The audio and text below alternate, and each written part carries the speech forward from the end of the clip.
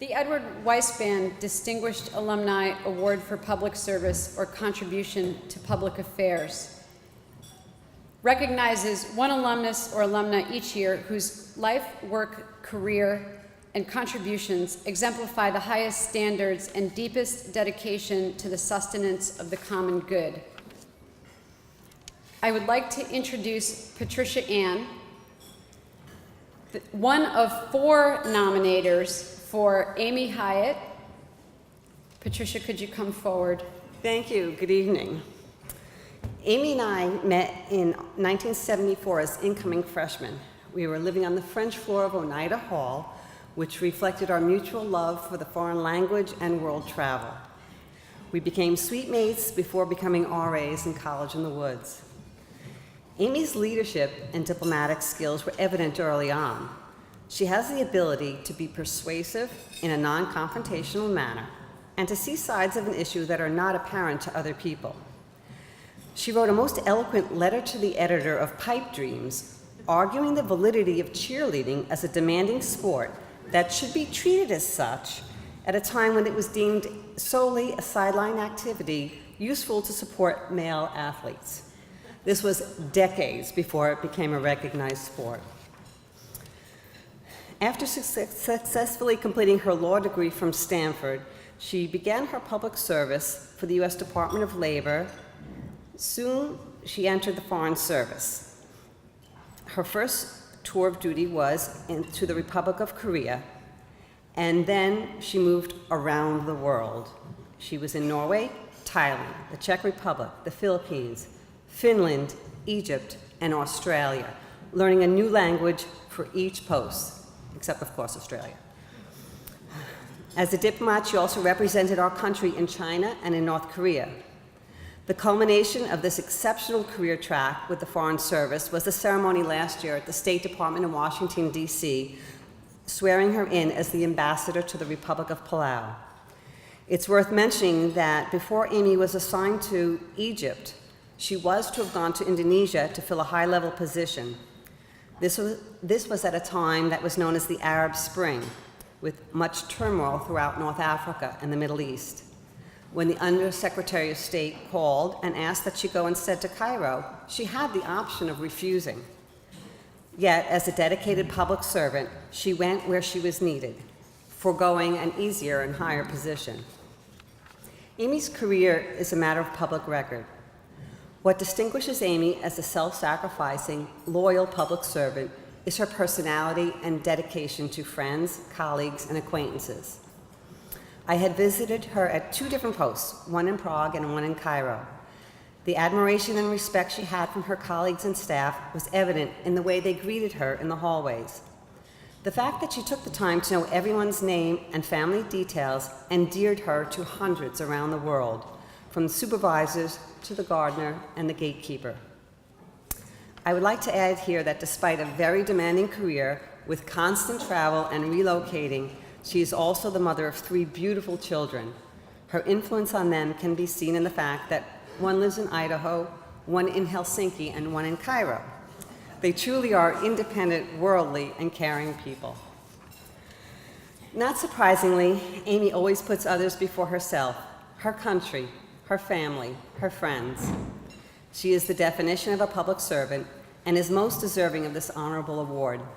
She spares no expense to be present during hardship or to share in one of many life's celebrations, usually at great inconvenience to herself. Fiercely proud of all her friends, she is the perennial cheerleader, always seeing the light at the end of the tunnel and the inner beauty in the struggle along the way. If all her friends were put in the same room, there would be a fight as to who was her best friend. The diplomat would enter, and each person would leave believing, yes, they were the one with that honor. Thank you very much for your time.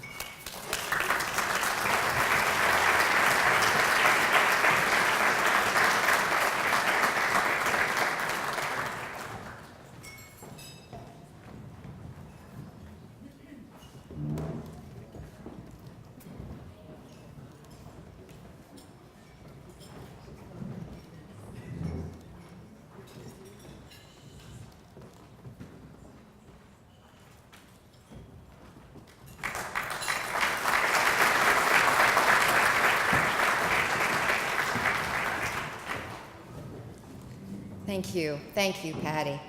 One of the most wonderful things, as I'm sure most of you know, about being at Binghamton, studying at Binghamton, is the wonderful friends that you make, the lifelong treasures that go with you through the ups and downs in life. And my special treasures, 2 of them are here, and some others participated in the nomination of this award, and I'm very, very grateful to them. One of the other wonderful things about Binghamton, as you all know, is the tremendous education that we get here, and how grateful and how blessed we are to have that education.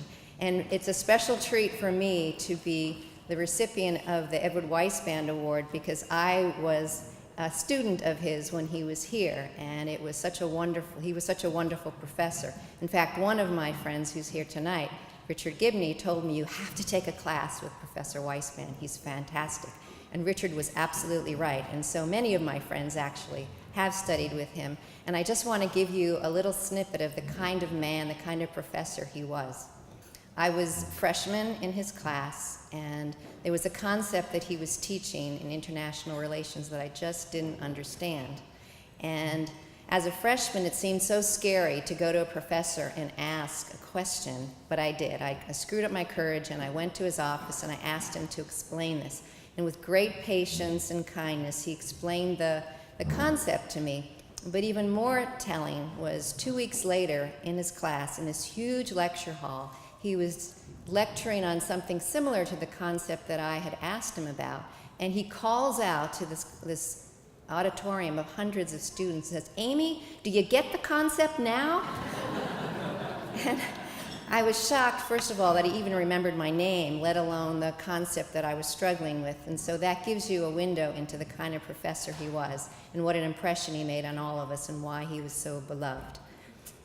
It was wonderful to be one of his students. It was wonderful to have him open up the world of international relations and foreign affairs, which has made such a big impact on my life.